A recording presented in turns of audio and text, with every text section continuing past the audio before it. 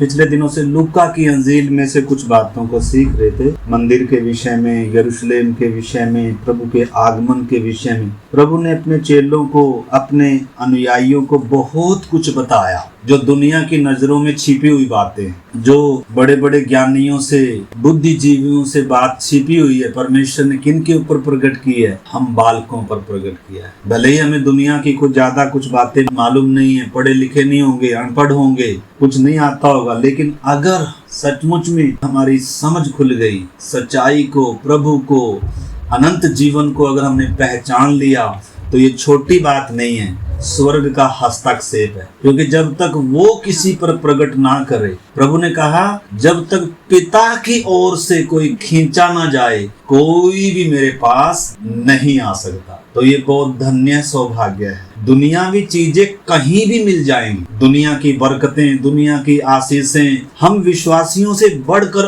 अन्य जाति लोग ज्यादा धनवान हैं, पैसे वाले हैं, शान शोहरत उनके पास है, लेकिन दुर्भाग्य से आज भी उनके पास परमेश्वर नहीं है, अनंत जीवन नहीं है, मार्ग नहीं है, सत्य नहीं है। तो हमने समझना है, हमारे पास भले ही दुनिया की सुख सुविधाएं ना होंगी, भले ही अच्छा स्वस्थ जीवन नहीं होगा, घर में अकेले होंगे, परिवार में अकेले होंगे, शायद हम गांव में, शहर में, देश में अकेले होंगे, लेकिन अगर हमने प्रभु को पहचाना है तो प्रभु हमारे साथ है, हम अकेले नहीं। इस करके ये धन्य सौभाग्य है। हम लूका में से जैसे सीख रहे थे प्रभु के आगमन के विषय में, यीशु ने बहुत सारी बातें बताई। तो इसी में से एक लूका 21 अध्याय का 34 से और 36 तक हम पढ़ रहे थे। एक बार और मैं उसको पढ़ना चाहूंगा। इसीलिए सावधान रहो, ऐसा न हो कि तुम्हारे मन खुमार और मतवालेपन और इस जीवन की चिंताओं से सुस्त हो जाएं और वह दिन तुम पर फंदे के समान अचानक आ पड़े, क्योंकि वह सारी पृथ्वी के सब रहने वालों पर इसी रीति से आ पड़ेगा। इसीलिए तुम जागते रहो और हर समय प्रार्थना करते रहो कि तुम इन सब आने वाली घटनाओं से बचने और मनुष्य के पुत्र के सामने खड़े होने के योग्य बनो। प्रभु यीशु मसीह का मुख्य संदेश आपको मालूम है, पूरा पुराना नियम कहता था कि स्त्री का वंश आएगा, मसीहा आएगा, जिसकी प्रतिज्ञा दाऊद से परमेश्वर ने किया, अब्राहम से परमेश्वर ने किया, आदम से परमेश्वर ने किया था। पुराने नियम में हर किताब में उसके आगमन के बारे में कोई उसको भविष्यद्वक्ता करके कहा, किसी ने उसको राजा कर कर कहा, किसी ने उसको स्त्री का वंश करके कहा। मतलब पूरा पुराना नियम प्रभु के आगमन का इशारा कर रहा था। वो कब आएगा, साल, महीना, दिन, समय भी बताया था। किस देश में, किस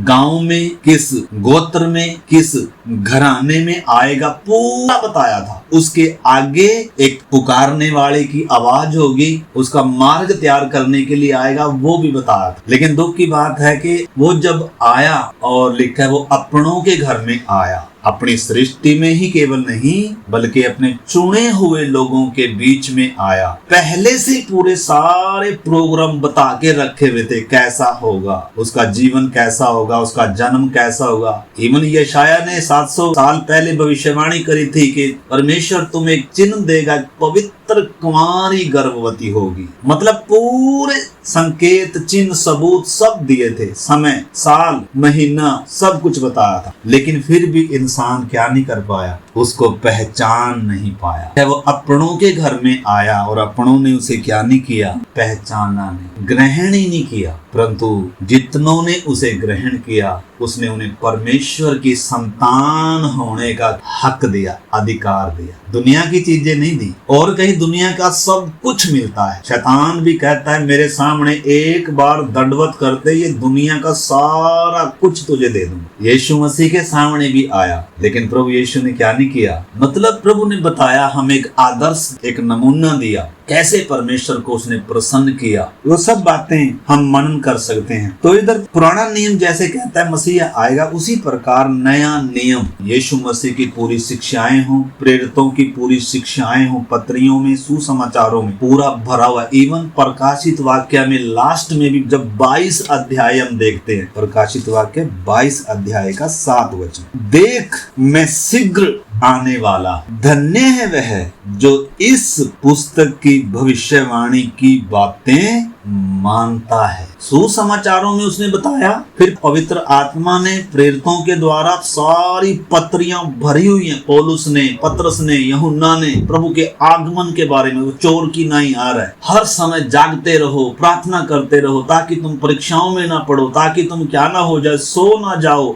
इधर भी अभी हमने पढ़ा था, तुम्हारे मन खुमार और मतवालेपन और इस जीवन की चिंताओं से सुस्त ना हो जाए। मतलब दुनिया जहां सोई पड़ी है उस समय तुम्हें जागते रहना है। दुनिया को मालूम नहीं है क्या होने जा रहा है, दुनिया को इसका कोई आभास नहीं है। पूरा संसार सोया हुआ है, आत्मिक मृत्यु में दुनिया सोई पड़ी है, नींद में। लेकिन जिनको प्रभु ने जिलाया है उनको प्रभु कह रहा है कि तुम सो नहीं जाना। सोते कौन है? जो रात के हैं, तुम दिन की संतान हो। इसलिए मतवाले भी नहीं होना, मतवाले भी वो होते हैं जो रात के हैं। तो इस करके वचन कहता है, हम औरों के समान सोते ना रहें परंतु जागते रहें। इधर प्रभु कह रहा है, देख मैं शीघ्र आने वाला हूँ, धन्य है वह जो इस पुस्तक की भविष्यवाणी की बातें मानता है। इतना ही नहीं, जब प्रभु इसी विषय को आगे जारी रखे हुए, प्रभु यीशु के आगमन के, पुनर्आगमन के बारे में ये भविष्यवाणी है। इसका 12 भी हम पढ़ते हैं, 10 से मैं पढ़ता हूँ। फिर उसने मुझसे कहा, इस पुस्तक की भविष्यवाणी की बातों को बंद मत कर,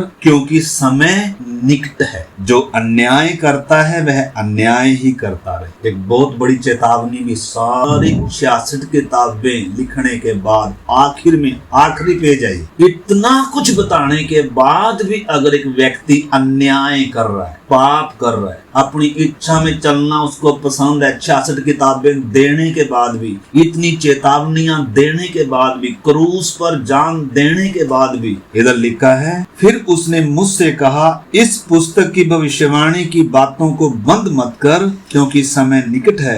जो अन्याय करता है वह अन्याय ही करता रहे, और जो मलिन है वह मलिन बना रहे, और जो धर्मी है वह धर्मी बना रहे, और जो पवित्र है वह पवित्र बना। मतलब इधर जोर नहीं दिया जा रहा है कि जरूरी ही तने मन फिराना है, जरूरी ही तने बदलना, नहीं बदलना तो ना बदल। इतना कुछ बताने के बाद भी प्रभु क्या कह रहा है? तो आगे कह रहा है 12 में, देख मैं शीघ्र आने वाला हूं। बार बार प्रभु आखिरी पेज में भी यही चेतावनी दे रहा है। बाइबल बंद करने से पहले बार बार यही चेतावनी दी जा रही है कि देख मैं शीघ्र आने वाला हूं, देर नहीं करूंगा। प्रेरितों की जब हम पत्रियां पढ़ते हैं, सुसमाचारों में पढ़ते हैं, जब यीशु मसीह शरीर में था तब भी प्रभु ने अपने आगमन के बारे में बताया। पुराने नियम में डेट तक दिया हुआ था, लेकिन इस समय प्रभु ने कहा जैसे नूह के दिनों में थे। नूह के दिन कैसे थे? लोगों को पता ही नहीं था क्या होने जा रहा है। लोग तो आराम से खा रहे थे, पी रहे थे, काम धंधा, बिजनेस, व्यापार, शादी, पार्टी सब चल रहे थे। लेकिन अचानक, आपको मालूम है, जिस समय दुनिया ये सब कर रही थी उस समय एक नूह था जो अपना काम छोड़कर अपने घराने के साथ, विश्वास के साथ जिसने जहाज बनाया, परमेश्वर की उन बातों पर उसने विश्वास किया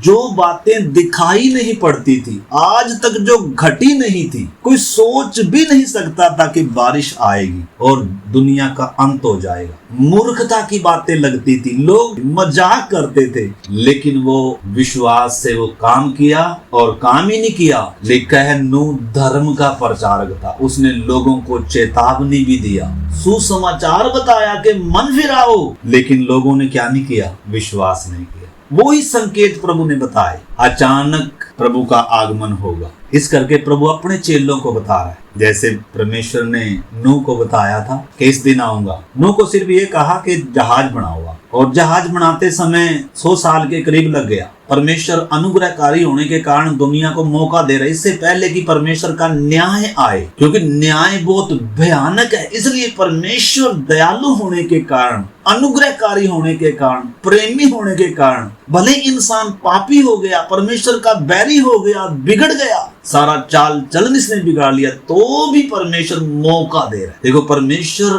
का न्याय आने से पहले परमेश्वर मौका देता है, लेकिन इंसान मौके को, अवसर को समझता नहीं है। शुरू से ही, उत्पत्ति से ही ये बातें, आज नहीं, शुरू से ही। लेकिन एक दिन अचानक ही उनके ऊपर क्या आन पड़ा, आकाश के झरोखे खुल गए, समुंदर के झरोखे खुल गए और लोगों को बचने का कोई अवसर। उस समय तक द्वार क्या हो गया, किश्ती का द्वार क्या हो गया, बंद हो गया। तो ये जो घटना है, ये जो चेतावनी है, ये मतलब बाइबल की मुख्य चेतावनी है, यीशु मसीह का मुख्य उपदेश है कि तुम जागते रहना, तुम दुनिया की तरह नहीं हो जाना, तुम्हारे मन क्या ना हो जाएं खुमार और मतवालेपन और इस दुनिया की चिंता में सुस्त ना हो जाएं, आंख ना लग जाए, झपकी ना आ जाए, सो ना जाओ, जागते रहो और क्या करते रहो, हर समय प्रार्थना करते रहो, क्योंकि लिखा था कि तुम प्रभु के सामने खड़े होने के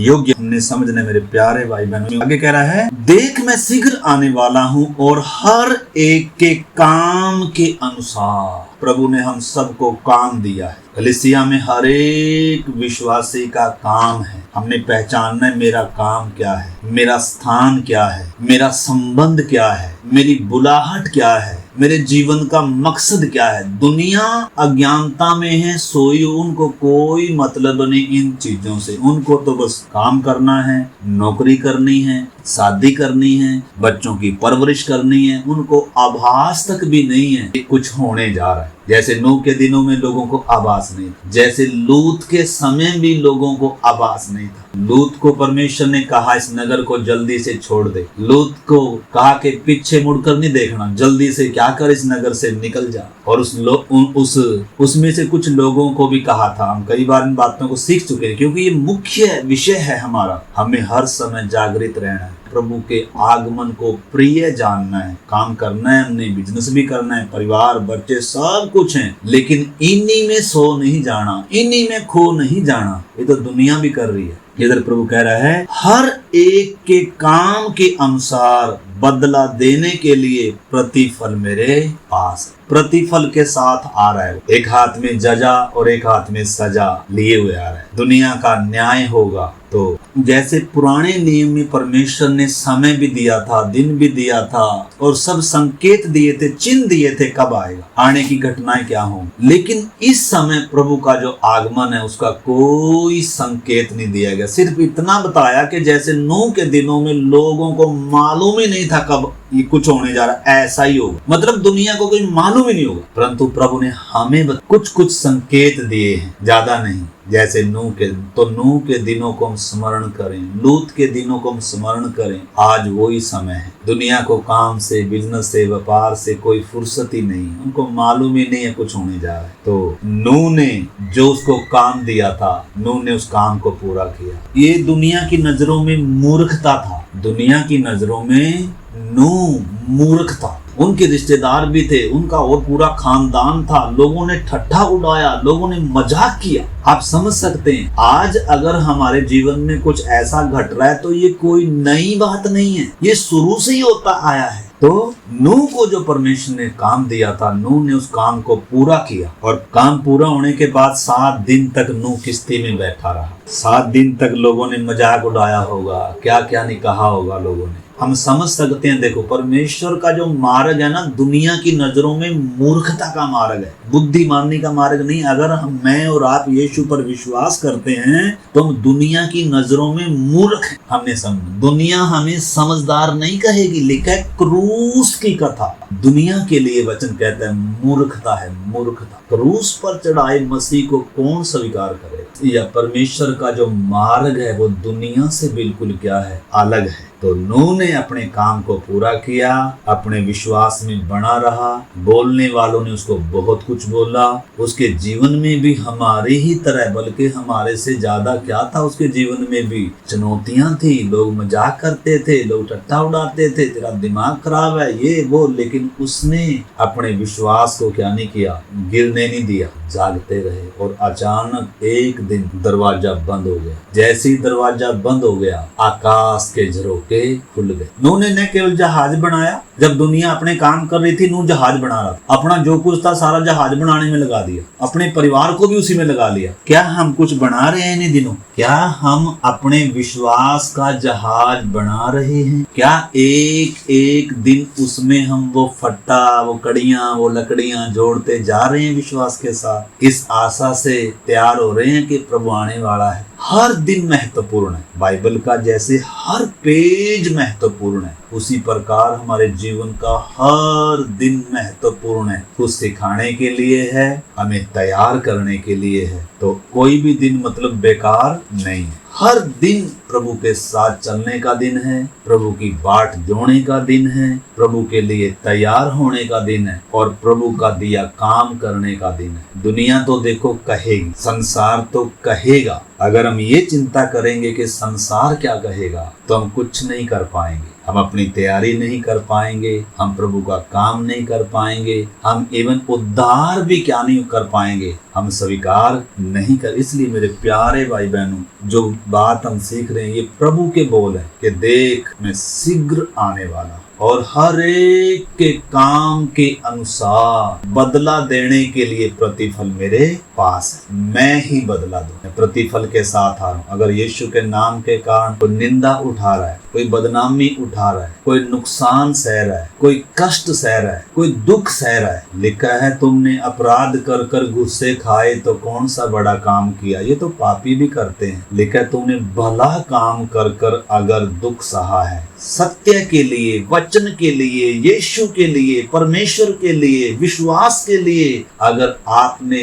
कुछ छोड़ दिया हो, कुछ नुकसान सह लिया हो, कुछ निंदा बदनामी सही हो, तो उसका प्रतिफल है। परमेश्वर प्रतिफल के साथ आ रहा है। हमें अपना काम करना है जो परमेश्वर ने दिया है। तो इधर लिखा है 13 में, मैं अल्फा और ओमेगा, पहला और अंतिम, आदि और अंत हूँ। और आगे क्या कह रहा है, धन्य है वे जो अपने वस्त्र धो लेते। धन्य क्योंकि हमारे वस्त्र सफेद पाए जाने। उद्धार रूपी वस्त्र हमारे कैसे हैं? हमने एक एक नहीं, प्रभु के आगमन के लिए तैयार है। ये यीशु मसीह अपनी दुल्हन को बोल कर जा रहा है, चोर की नाई आएगा। सिर्फ किसको लेकर जाएगा? कीमती मोती को लेकर जाएगा, अपनी दुल्हन को लेकर जाएगा सिर्फ। और दुल्हन वो है जो सोई हुई नहीं है। सारा घर के परिवार के सब लोग सोए हैं, लेकिन दुल्हन जिसकी मंगनी लगी है। तो मतलब ये सब बातें हमारी तैयारी को, हमें कितना प्रभु के आगमन को प्रिय जानना चाहिए, उसके लिए कितना हमें तैयार रहना चाहिए, ये सब उन चीजों की तरफ इशारा कर रहे हैं। तो प्रभु कह रहा है धन्य है वे जो अपने वस्त्र धो लेते हैं, क्योंकि उन्हें जीवन के वृक्ष के पास आने का अधिकार मिलेगा। जीवन के वृक्ष के पास से क्या कर दिया गया था? नंगे आदम को बाहर कर दिया था वाटिका से, तो इधर नहीं आ सकता। लेकिन इधर प्रभु का वचन कहता है उसको जीवन के वृक्ष के पास आने का अधिकार मिलेगा। वो जीवन का वृक्ष कौन है? प्रभु स्वयं है, परमेश्वर है। लिखा है और वे फाटकों से होकर नगर में प्रवेश करेंगे। नए यरूशलेम, वो नगर, उस नगर की, अब्राहम उस स्थिर नेम वाले नगर की बाट जोता था। अब्राहम को परमेश्वर ने दुनिया की आशीष दिया था। अब्राहम को परमेश्वर ने कहा था कनान देश में तुझे तेरे वंश को दूंगा। दुनिया की मिरास पाया हुआ व्यक्ति दुनिया में वो परदेसी के समान चला। लिखा है विश्वास ही से अब्राहम अपने बेटों और पोतों के साथ तंबुओं में वास। तंबू दर्शाता है परदेसी का जीवन, कि हम इस संसार में परदेसी हैं, ये घर हमारा नहीं है। स्थिर नेम वाले नगर की वो बाट जोता था, जिसका बनाने वाला और जिसका रचने वाला परमेश्वर है। उसको कोई वायदा नहीं किया था किसी ने, उसको यीशु ने अपना प्रेम प्रकट नहीं किया था। उसको यीशु जाते समय बोलकर भी नहीं गया था कि मैं तेरे लिए एक नगर तैयार करने जा रहा हूँ। उसको तो ये भेद मालूम ही नहीं था। लेकिन तो भी जो परमेश्वर को प्रेम करने वाले लोग हैं, अब्राहम परमेश्वर का मित्र कहलाया, इसलिए थोड़ा थोड़ा परमेश्वर ने अपने मित्र के ऊपर वो झलक प्रकट करके दे दी कि परमेश्वर का योजना ये संसार नहीं है। संसार तो थोड़े समय के लिए तात्कालिक है। परमेश्वर का प्रोग्राम ये धरती नहीं है, बल्कि एक नई धरती है, एक नया आकाश है, एक नया यरूशलेम है। और वो यरूशलेम कौन है? वास्तव में वो दुल्हन है, वो पवित्र सिद्ध हुए संत लोग हैं। तो इधर लिखा है धन्य है वे जो अपने वस्त्र धो लेते। अगर हमारे जीवन में कोई मैल लग गया तो हमें अपने वस्त्र को शुद्ध करना है, पवित्र रहना है। तो इस समय हम अपने वस्त्रों को जांच सकते हैं। प्रभु कह रहा धन्य है वे जो अपने वस्त्र को धो लेते हैं। और आगे लिखा है, मैं पढ़ देता हूँ फिर भी, पर कुत्ते और टोने और व्यभिचारी और हत्यारे और मूर्ति पूजक और हर एक झूठ का चाहने वाला और घड़ने वाला बाहर रहे। प्रभु यीशु मसीह के खुद के बोल हैं। 20 में भी ऐसे लिखा है, जो इन बातों की गवाही देता है वह यह कहता है कि हाँ मैं शीघ्र आने वाला हूँ। आमीन। हे प्रभु यीशु आ। जब प्रभु कह रहा है मैं शीघ्र आने वाला हूं, तो कलीसिया भी क्या कह रही है? हाँ जल्दी। मारानाथा जो शब्द है वास्तव में उसका यही अर्थ है, प्रभु यीशु जल्दी आ। मतलब एक आशा का शब्द है, एक तड़फ का शब्द है, प्रभु जल्दी आ। ऐसी आशा वचन देता है। परमेश्वर अपने लोगों को चाहता है कि इस रीति से क्या रहे उसके लोग तैयार रहे। तो दूसरा पत्रस और उसका 3 अध्याय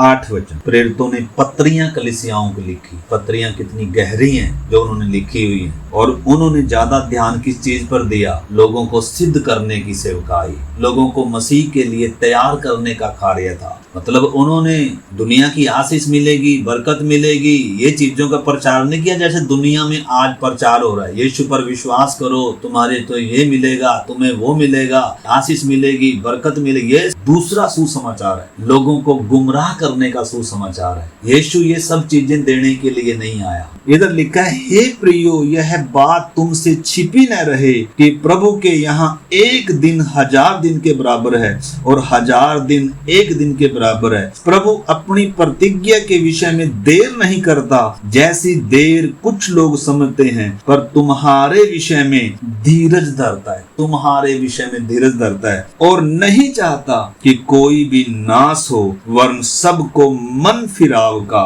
अवसर मिले। पत्रस बता रहा है प्रभु का दिन चोर की नाई आ रहा है। प्रभु अपनी प्रतिज्ञा के विषय में झूठा भी नहीं है और देर भी नहीं करेगा। जैसा उसने कहा है वो शीघ्र आने वाला है। इसलिए क्या कह रहा है? परमेश्वर धीरज धर रहा है ताकि तुम मन फिरा लो। परमेश्वर आज हमें मौका दे रहा है। जिन्होंने अभी तक क्या नहीं किया, मन नहीं फिराया, उद्धार का दान स्वीकार नहीं किया, यीशु के लिए अपना दिल नहीं खोला, आज उनको मौका है। प्रभु आपके दिल के द्वार पर खटखटा रहा है, मौका दे रहा है। 10 आयत में लिखा है, परंतु प्रभु का दिन चोर के समान आ जाए। चोर के समान। अब चोर जब आता है कभी बताकर नहीं आता, इसलिए यीशु ने उसका उदाहरण दिया, चोर की तरह है। पत्रस भी बता रहा है, यीशु ने अपने सुसमाचारों में कहा था मैं चोर की नाई आऊंगा। पौलुस ने अपनी पत्रियों में यही कहा कि प्रभु का दिन चोर की नाई आने वाला है। इधर पत्रस भी वही बात बता रहा है, कह रहा है परंतु प्रभु का दिन चोर के समान आ जाएगा। उस दिन आकाश बड़ी हड़हड़ाहट के शब्द से जाता रहेगा और तत्व बहुत ही तप होकर पिघल जाएंगे और पृथ्वी और उस पर के काम जल जाएंगे। जबकि ये सब वस्तुएं इसी रीति से पिघलने वाली हैं, तो इनके पीछे ना भागो। पत्रस कह रहा है ये सब मिटने वाली चीजें हैं, दुनिया सब मिटने वाली चीजें, पृथ्वी और पृथ्वी पर की वस्तुएं सब आग में जलेंगी एक दिन। इसलिए पत्रस का प्रचार क्या था? प्रेरितों ने शिक्षा क्या दी? कलीसियाओं को दिया क्या? उन्होंने सिखाया क्या? उनकी शिक्षा क्या थी? पिघलने वाली है तो तुम्हें पवित्र चाल चलन में और भक्ति में कैसे मनुष्य होना चाहिए और उसके जल्द आने के लिए कैसा यत्न करना चाहिए, जिसके कारण आकाश आग से पिघल जाएंगे और आकाश के गण बहुत ही तत्व होकर गल जाएंगे, परंतु उसकी प्रतिज्ञा के अनुसार। कह रहा है ये तो सब जल जाएगा, लेकिन उसने प्रतिज्ञा की है क्या? एक नए आकाश और नई पृथ्वी की देखते हैं जिसमें धार्मिकता क्या करेगी। तो प्रभु का दास पत्रस कलीसिया को लिखते समय क्या कह रहा है? कह रहा है उसकी प्रतिज्ञा के अनुसार हम एक नए आकाश और नई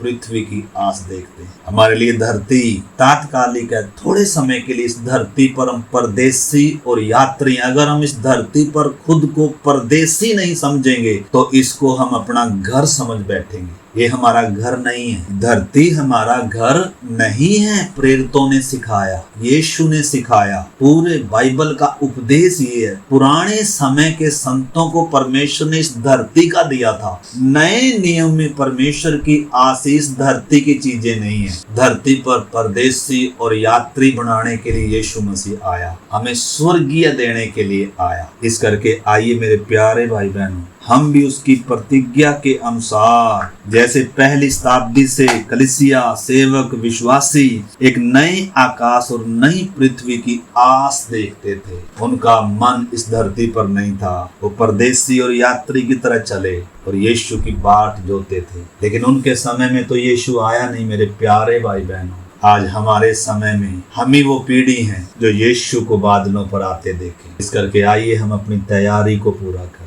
आइए हम अपनी दौड़ को पहचानें। अगर हम थक गए कहीं, बैठ गए कहीं, रुक गए कहीं, या अभी तक अगर हमने ये दौड़ में अगर हमने शुरू ही नहीं किया है, सफर ही नहीं शुरू किया, तो आइए मेरे प्यारे भाई बहनों, इन्हीं दिनों उद्धार के दिन है, मन फिराने के दिन है, प्रभु के आगमन की बाट जोड़ने के दिन है, प्रभु के लिए तैयार होने के दिन है, उद्धार के दिन है। आइए इन्हीं दिनों हम अपने जीवनों को जांचते हुए काम करें। जो भी करें ये सोचकर ना करें कि दुनिया मेरा घर है, बल्कि ये सोचकर करें दुनिया पर मैं परदेशी हूँ, थोड़े समय के लिए। मेरा घर स्वर्ग में, नई आकाश, नया पृथ्वी और नया यरूशलेम। प्रभु अपने लोगों के बीच में वास करेगा। नई धरती पर एक नया यरूशलेम उतर कर आ रहा है। प्रकाशित वाक्य में यूहन्ना देख रहा है, वो दुल्हन के समान सिंगारी हुई नया यरूशलेम उस नए आकाश से पृथ्वी पर उतर रही है। परमेश्वर अपने लोगों के बीच में वास करने जा रहा है। परमेश्वर की तमन्ना है शुरू से ही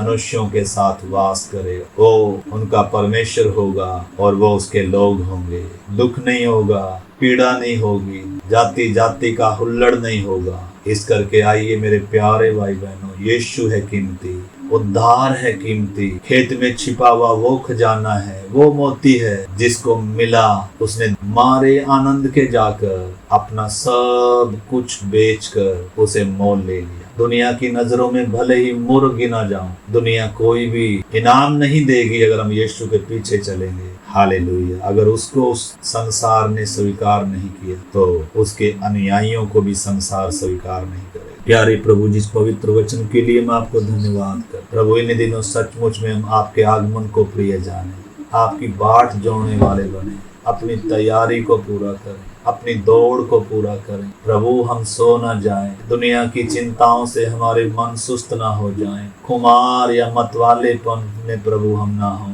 बल्कि हर समय हम जागते रहे उस पवित्र चाल चल में और भक्ति में। प्रभु, हमें कैसे मनुष्य होना चाहिए पतरस कहता है, उस दिन की बाट किस रीति से जोड़ना चाहिए। आपके वचन पढ़ें, आपसे प्रार्थनाएं करें, इन दिनों आपके साथ हम समय बिताएं। हम सब पर आप ऐसा अनुग्रह करना प्रभु जी, आपके हाथ में सौंपते हैं। धन्यवाद प्रभु, सारा आदर सारी महिमा आपको देते हुए प्रार्थना को हमारे उद्धारकर्ता प्रभु यीशु मसीह के नाम से